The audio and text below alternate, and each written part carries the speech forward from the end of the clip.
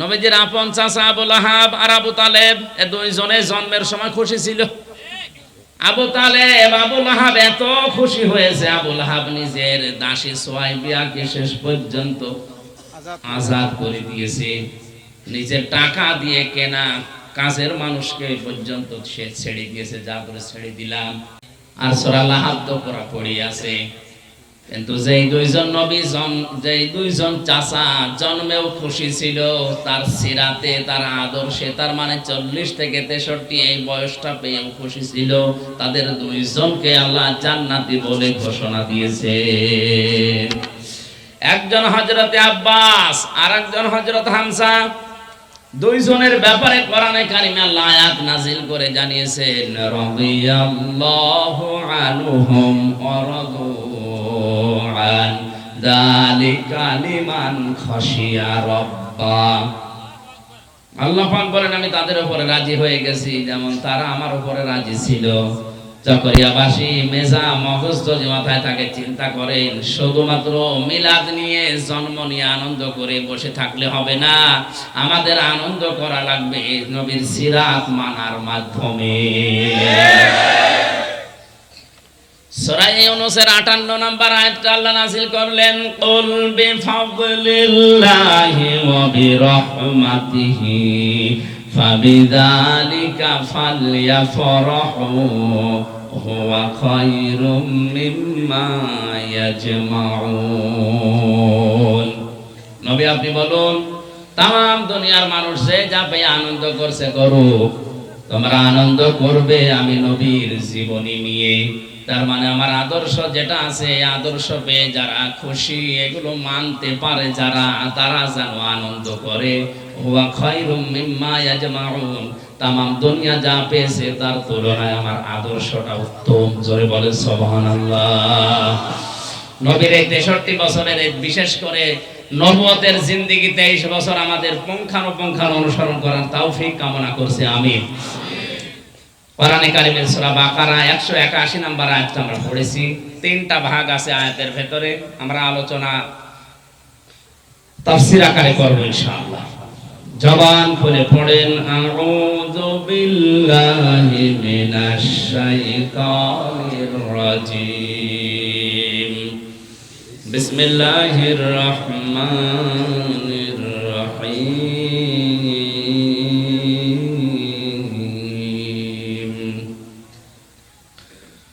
ওয়াত্তাকু ইয়াওমান তুরজাউনা ফীহি ইলাল্লাহ সুম্মা তুওয়াফফা কুল্লু নাফসিন মা কাসাবাত ওয়া হুম লা ইউযলামুন।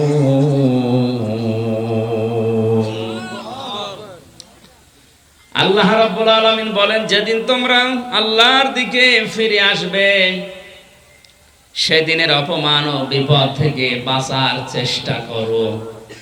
অত্তাকু, চেষ্টা চালাও, ভয় করো, বেঁচে থাকো।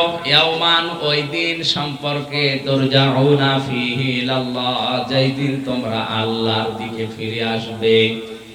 সুম্মা তুওয়াফফা কুল্লু নাফসিন মা কাসাবাত ওয়া হুম লা ইউযলামুন, সেখানে প্রত্যেক ব্যক্তিকে তার উপার্জিত সৎকর্ম আর দুষ্কর্মের যে পুরস্কার, এটা তার পরিপূর্ণ করে দেওয়া হবে।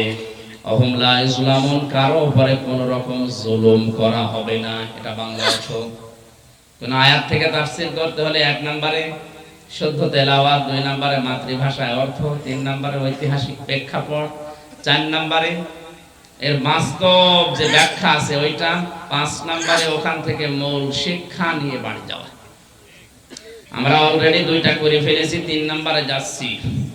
কিয়ামতের যে ভয়াবহতা, এত কঠিন হবে ময়দানটা, মানুষের মগজগুলো টকবক করে ফুটবে, পায়ের নিচের যে মাটি জমিন এটা তামা হয়ে যাবে।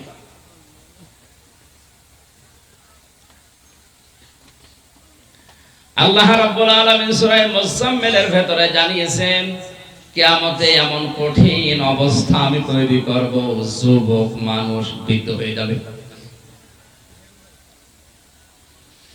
কক্সবাজারবাসী একটা যুবক মানুষ মুহূর্তে সেকেন্ডের ভেতরে কিভাবে বিদ্ধ হয়ে যায়, কত রকমের কঠিন দৃশ্য দেখলে অবস্থা ভয়াবহ হলে আপনি বলেন। শুধু এতটুকু আল্লাহ বলেননি, ইয়াউমা তারাউনাহা তাযহালু কুল্লু মারদিআতিন আম্মা আরদাআত ওয়া তাদউ কুল্লু যাতি হামলিন হামলাহা ওয়া তারান নাসা সুকারা ওয়া মা হুম বিসুকারা ওয়ালাকিন্না আযাবাল্লাহি শাদীদ। আল্লাহ পাক বলেন, হে নবী আপনি সেদিন দেখতে পাবেন এমন কঠিন অবস্থা আমি বানাবো। মায়ের পেটে যদি সন্তান থাকে লজ্জায় স্থান লাগবে না, পেট ফেটে সন্তান বের হয়ে যাবে। মানুষেরা পাগলের মতো দৌড়াবে, মানুষ মনে করবে পাগল হয়ে গেছে, অথচ এরা পাগল হয়নি, আল্লাহর আযাবের কারণে এরকম করছে। দুধের বাচ্চার কথা মা ভুলে যাবে, সন্তান বের হওয়ার জন্য মানুষের আর লজ্জার স্থান লাগবে না, পেট ফেটে হঠাৎ বের হয়ে পড়বে। এরকম কঠিন অবস্থাতে মানুষ শুধু একটা আওয়াজ ময়দানে হাসরে দেবে, ইয়া নাফসি ইয়া নাফসি, পানি চাই পানি চাই।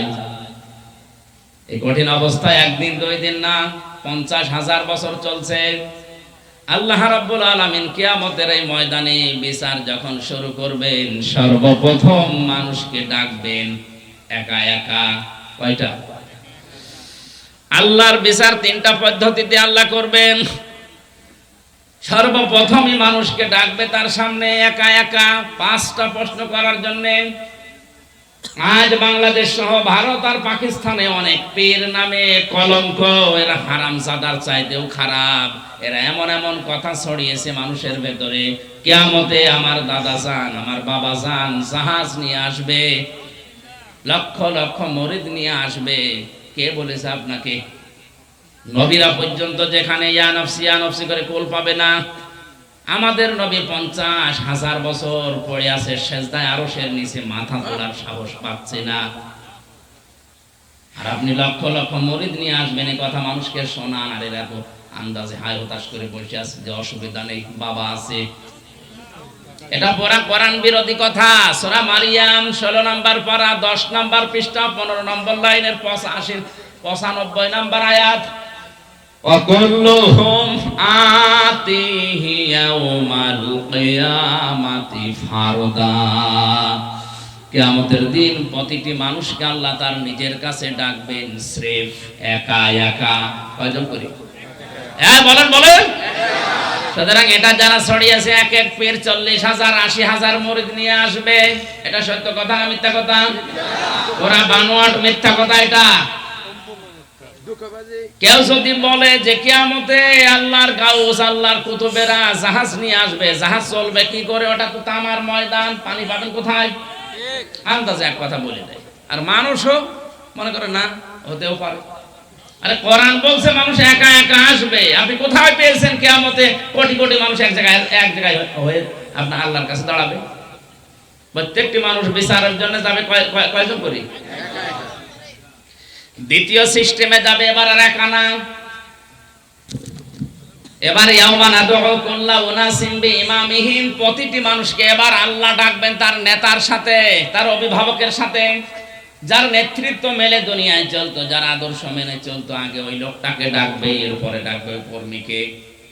চকরিয়াবাসী কোরআনের হাত দিয়ে সত্যি কথা বলছি, আপনি বুকে হাত দিয়ে বলেন, যার পেছনে চলেন এই লোকটা যদি কিয়ামতে আপনার সামনে দাঁড়ায়, আল্লাহ যদি ওর দিকে তাকায়, আল্লাহর এমনিতে রাগ হয়ে যাবে। কারণ ওর পুরা শরীরের ভেতরে ইসলাম নেই। ও এমন জীবন বানিয়েছে রাত 12টার পরে ঠিক মতো পা পড়ে না মাটিতে, তাল গাছ ধাক্কা দিয়ে বলে বরবা সাইড দে। এরকম মানুষ দেশ নেই? আপনি তার পেছনে স্লোগান দিয়েছেন, তার চরিত্র ফুলের মতো পবিত্র বলেছেন, কিয়ামতে ওই লোকটা আগে আসবে, এরপরে আপনি যাবেন তার পেছনে। তো ওরে দেখেই তো আল্লাহর রাগ হয়ে যাবে আগেই, তা আপনার দিকে তাকাবে কি? তোর নেতাই যদি এরকম হয় তুই 3 নাম্বার। দ্বিতীয় নম্বরে এবার আর আল্লাহ একানা, পদ্ধতি হচ্ছে সবাইকে মাহশারে হাজির করে আল্লাহ বিচার আরম্ভ করবে। তাহলে পদ্ধতি কয়টা বললাম? সর্বপ্রথম পদ্ধতি কি কোটি কোটি মানুষ একবারে আসবে? কোন পীরের সাথে মানুষ থাকবে? কয়জন করে যাবে? কোন সূরা এটা? মারিয়ম, বলেন মারিয়ম। 16 নম্বর পারা 10 নম্বর পৃষ্ঠা 15 নম্বর লাইনের 95 নম্বর আয়াত। যত তাফসীর বাংলাদেশে আছে দেখেন, প্রত্যেক তাফসীরের ব্যাখ্যা এটাই আছে। এরপরেও যদি কারো রাগ হয় যে তোমার বাবার বিরুদ্ধে বললো, আমার মনের কপাল নষ্ট হয়ে গেছে, আমি তো আপনার বাবাকে চিনি না, কিভাবে বলবো? যেগুলো বাস্তবে দেখছি এগুলোর সাথে মিলিয়ে বললাম। এবার আসেন, ইয়াউমান তুরজাউনা ফীহি ইলাল্লাহ, তোমরা সবাই ফিরে যাবে কার দিকে? আল্লাহর কাছে। মানুষ যখন ফিরে যাবে, আল্লাহর বিচার পদ্ধতি এবার হবে 3 ধরনের। কয় ধরনের? আল্লাহর বিচার পদ্ধতিতে প্রথম বিচারে আল্লাহ বিচার করে না। এই কথা বলেন, বলেন। আল্লাহ বিচার, আল্লাহ অবিচার। দ্বিতীয় নম্বরে আমার আল্লাহ পাক ন্যায় বিচার যদি করে, কেউ বাঁচবে না। এই যারা কথা বলেন না, কি মনে হয় আপনার? ন্যায় বিচার করলে কেউ বাঁচবে? কেউ ছাড় পাবেন না, জান্নাত তো দূরের কথা। 3 নম্বরে আল্লাহ পাক যদি মাফ করে দেয় তাহলে বাঁচা যাবে। পদ্ধতি কয়টা বললাম? 1 নম্বরে আল্লাহর বিচারে অবিচার। আরো জোরে, আল্লাহর বিচারে অবিচার নেই, ওটা তো জানি আমরা সবাই যে নেই। বাস্তবে সব জায়গায় আপনি মিলান, এত ব্যাখ্যা দিতে গেলে সময় শেষ হয়ে যাবে, এই জন্য আমি খুব তাড়াতাড়ি করছি। দ্বিতীয় নম্বরে আল্লাহ পাক যদি ন্যায় বিচার কারো সাথে করে, ও ধরা খাবে। হাদিসে আছে, বনি ইসরাইলের এক লোক 1000 বছর ইবাদত বন্দেগী করার পর দিনের বেলা রোজা রাখতো আর জিহাদ করতো, আর রাতের বেলা তাহাজ্জুদের নামাজ পড়ে কাটাতো। লোকটা মনে মনে করছে 1000 বছর যা করেছি জান্নাত আমি পাবোই। স্বপ্নে দেখছে মারা গেছে, কিয়ামত কায়েম হয়ে গেছে। আল্লাহ রাব্বুল আলামিন বিচারের ময়দানে তাকে ডাক দিয়ে বলছে, বান্দা, তোর জীবনের উপর আমি খুশি, যা তুই জান্নাতে চলে যা। যেই বলেছে যা তুই জান্নাতে যা, মনে মনে ভাবছে, আল্লাহ তুমি শুধু বললে যে যা জান্নাতে যা, এই শেষ। আমি যে এত বছর ইবাদত করলাম, আমার তো মনে হয় আমার ইবাদত দিয়ে আমি জান্নাত পাওয়ার কথা। আল্লাহ মনের ভাষা বোঝে না। ইন্নাল্লাহা আলিমুম বিযাতিস সুদূর, মানুষের মনের ভেতরে কেউ কিছু কি দেয় এটা পর্যন্ত আল্লাহ জানেন। মানুষের চোখের ভেতরে কি খেয়ানত করে এটা পর্যন্ত আল্লাহ টের পায়। এই কথা বলা লাগবে। কথাটা নরম ভাষায় বলছে, এজন্য আপনি ঠিক বলছেন না। মানুষের চোখের ভেতরে কি খেয়ানত করে, কোন দিকে একটু চোখ ঘুরিয়ে তাকান, কার দিকে কোন নজরে তাকান, এ নজর পড়ার আগে আমার আল্লাহর কাছে নজর চলে যায়।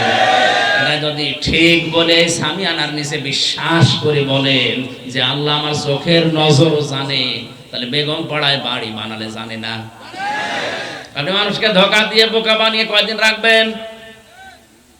অনেক জায়গায় গেলে বলে হুজুর মাটির নিচের ওয়াজ করেন, ওপরে যা হচ্ছে এটা বলার দরকার নেই। আরে এইটা না বলে আপনি মাটির নিচে ভালো থাকবেন কি করে? ঝিনাইদহ একবার মাহফিলে ছিলাম, আমারে বলছে এখানে রাজনৈতিক বিভিন্ন দলের লোকজন আছে, অত কিছু বলার দরকার নেই, আপনি মাটির নিচের ওয়াজ করেন। তো মাটির নিচে সর্বপ্রথম কি হয়? মার রব বোকা। কি হয়? রব মানে কি? রবের 19টা অর্থ।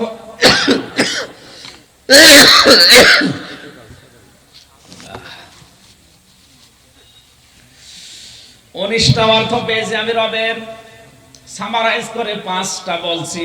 1 নম্বরে রব মানে আইন দাতা। কি? এখন যদি মারা যান, কবরে যদি ফেরেশতা জিজ্ঞাসা করে মার রব বোকা, আপনি বাঙালি একবারই তো বলে ফেলবেন আমার রবকে জানো না। আল্লাহ।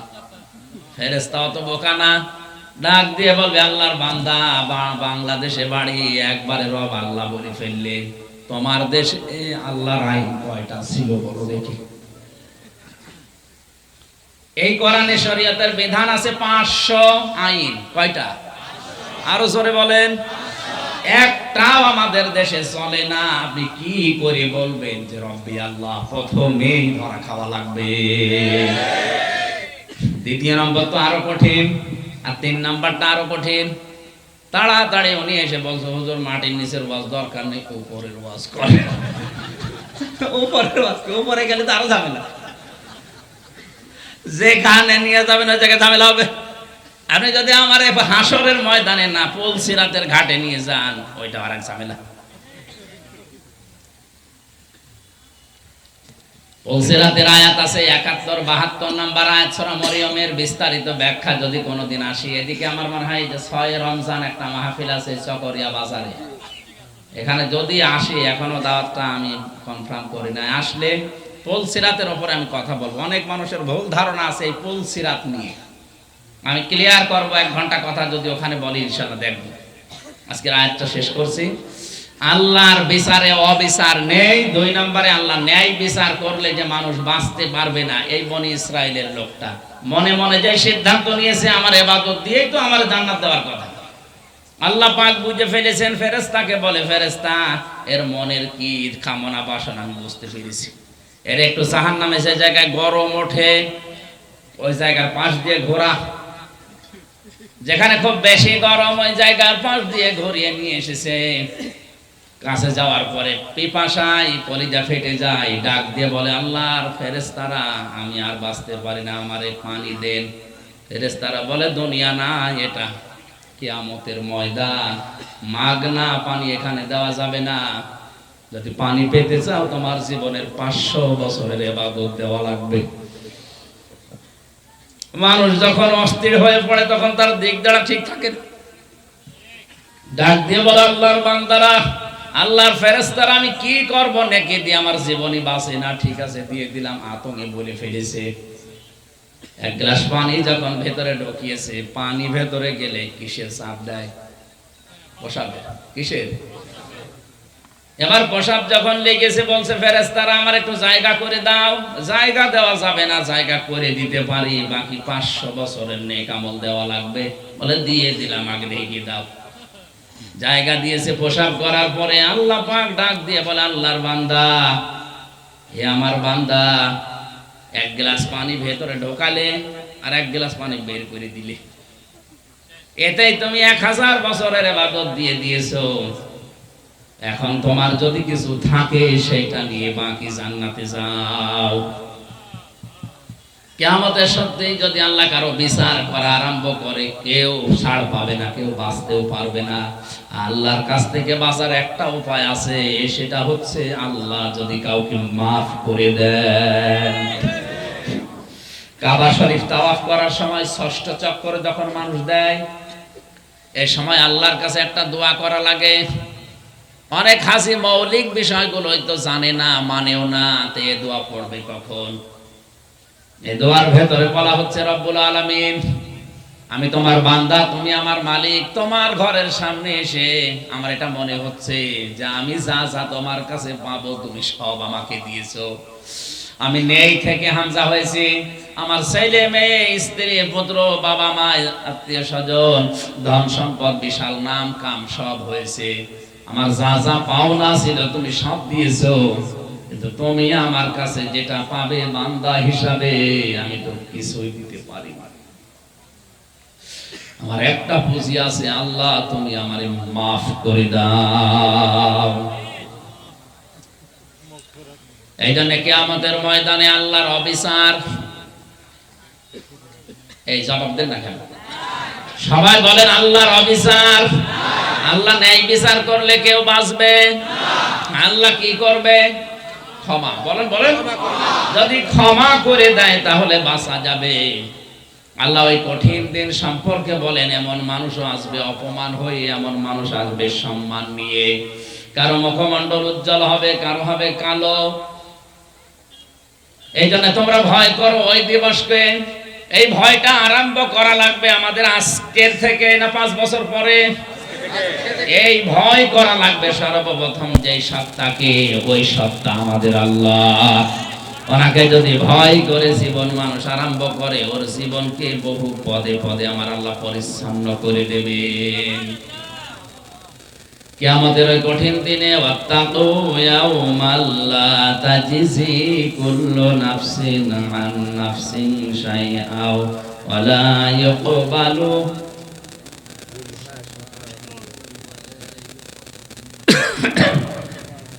মিনহা শাফাআতুন ওয়া লা ইউখাযু মিনহা আদলুন ওয়া লা হুম ইনসারুন।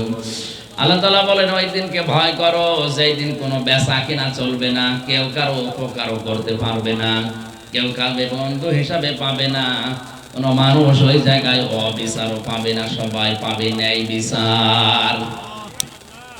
এজন্য আমাদের উচিত হচ্ছে ওই দিনকে ভয় করে বাকি জীবনটা সামনের দিকে এগিয়ে নেওয়া। যারা এভাবে জীবন গঠন করতে পেরেছে তারা আজ চিরন্তন হয়ে আছে। যেমন হযরত ওমর, খুব ধনী মানুষ ছিল জীবনে তা না, খুব নাম করা মানুষ ওই সময় ছিল তা না, তিনি ছিলেন টপ টেরর। আমি জেলখানায় কয়েকজন টপ টেরর পেয়েছিলাম, তার ভেতরে অন্যতম হচ্ছে সুইডেন আসলাম, নাম শুনেছেন? 27 বছর প্রায় জেলে আছে, 65-70 বছর হয়ে যাবে ভদ্রলোকের। আরেকজন ছিল মুকিম গাজী, 160 বছর জেল, ও কিয়ামতের পরে বের হবে। এরকম টপ টেরর, টিটি, এই বড় বড় আসামিগুলো ওখানে ছিল আমাদের সাথে। আমি দেখেছি এই মানুষগুলোর জীবনে কি গো, কি ভয়ঙ্কর চেহারা, দেখলে মনে হয় পানি পিপাসা লাগে। কত মার্ডার করেছে শুধু আল্লাহ জানে আর ও জানে। সুইডেন আসলাম, নাম শুনেছেন? আসলাম ভাই মান্না একটা বই করেছে না, মগাজন হুজুর কিছুই জানে না। আসলাম ভাই একটা বই নেই, সিনেমা নেই, ওর জীবনী দিয়ে বানিয়েছে। সুইডেন আসলাম, মানুষ মারতো এই দেশে, চলে যেত সুইডেনে, সুইডেনে মানুষ মারতো, আবার এখানে চলে যেত। এইরকম ভয়ঙ্কর মানুষ। দোয়া করছে আল্লাহ তাকে যেন হেদায়েত দান করে। 27টা বছর জেলখানার অন্ধ প্রকোষ্ঠে আছে, আরো কতদিন থাকবে আল্লাহ জানে। আল্লাহ যেন হেদায়েত দান করেন, জোরে বলেন আমিন। এই জন্য আমাদের উচিত হচ্ছে, হযরতে ওমর এরকম ভয়ঙ্কর মানুষ ছিল এলাকায়। শিশুরা যদি ঘুম না আসতো, খেতে না চাইতো, তখন মায়েরা বলতো, হা হোনা ওমর, ওমর আসতেছে, তাড়াতাড়ি খা। ভয়তেই খাবার খেয়ে নিত। কেমন ভয়ঙ্কর মানুষ বলেন। ওই জেলে যাওয়ার প্রায় 3-4 মাস পরে আটক ছিলাম, তো কোনো জায়গায় যেতে দিত না। এই লোকটা একবার দেখা করতে এসেছে, নাম শুনেছি যে এখানে সুইডেন আসলাম আছে। উনি রাত 8:30টার দিকে এসে আমার বলা, সালামু আলাইকুম। ইগো এখন তো কারো বাইরে থাকার কথা না, কারণ বিকাল 4টার পরে সবাইকে তালা লাগিয়ে দেয় ঘরে ঘরে, সকাল 7টায় আবার খুলে দেয়। এই লোকটা এই রাতের বেলা আসলো কি, ইনি কোনো অফিসার নাকি? আমারে বলছো, হুজুর আপনি আমির হামজা, আমি নাম শুনে এসেছি, আমার নাম সুইডেন আসলাম। আমার তো পানি শুকিয়ে গেছে। এই লোক আমার কন্টেম সেলের সামনে কি বলে, বলছে আমার বউ আমার একটা জিনিস জিজ্ঞাসা করেছে, আমি আদালতে গিয়েছিলাম, একটা মাসলা নেবো আপনার কাছে। মাসলা কোনো অসুবিধা নেই, আপনি কি মাসলা নেবেন, যত মাসলা নেবেন বসে, সব মাসলা বলছে। চেহারা ওই দিন প্রথম দেখলাম, আরে মানুষ যে এরকম ভয়ঙ্কর হয়, ওরে বাবা। তাও তো তখন প্রায় 2.5 বছর আগে। এখন মুরব্বী হয়ে গেছে, প্রায় এক পা প্যারালাইজড হয়ে গেছে, এখন বেশি নড়তেও পারে না। আমরা হযরতে ওমর এই কিয়ামতের বিশ্বাস, আল্লাহর ভয় নিয়ে যখন আরম্ভ করেছিলেন, তার জীবনে এত বেশি পরিবর্তন হয়েছিল, তিনি জিরো থেকে হিরো হয়ে গিয়েছিলেন। আল্লাহ পাক বলেন, আত্তাকু, ভয় করো। কাকে? আল্লাহর ভয় মানুষের ভেতরে আসলে জীবন যে পরিচ্ছন্ন হয়, সুখে থাক দুঃখে থাক, তার বাস্তব উদাহরণ গোয়ালিনীর মেয়ে। এক কথা বলে, সারা জীবন শুধু শুনেছি, জীবনে একটু মেলাতে পারি না। আব্দুল কাদের জেলানির কথা শুনে বিভিন্ন জায়গায় বছরে বছরে অনুষ্ঠান করা হয়, অথচ তার বাবা তার মা আছে ভয় করে জীবন চালিয়েছে, ইতিহাস হয়ে আছে। ওখান থেকে কিছু নিতে পারি না, আন্দাজে সালে সাওয়াবের মাহফিল বছরে বছরে করে যাচ্ছে। তার বাবা আবু মুসা জঙ্গি রহমতুল্লাহ আলাইহি জীবনের প্রতি পদে পদে আল্লাহকে ভয় করার কারণে মহান আল্লাহ জগৎ বিখ্যাত ওলি তার মায়ের পেটে দিয়েছিলেন। এজন্য আল্লাহকে ভয় করার মাধ্যমে বাকি জীবন আমরা যেন পরিচ্ছন্ন করতে পারি, আল্লাহ তৌফিক দিন, আমিন। বারাকাল্লাহু লানা ওয়া লাকুম ফিল কোরআনিল আযীম। আজকে মতো আর বলতে পারছি না।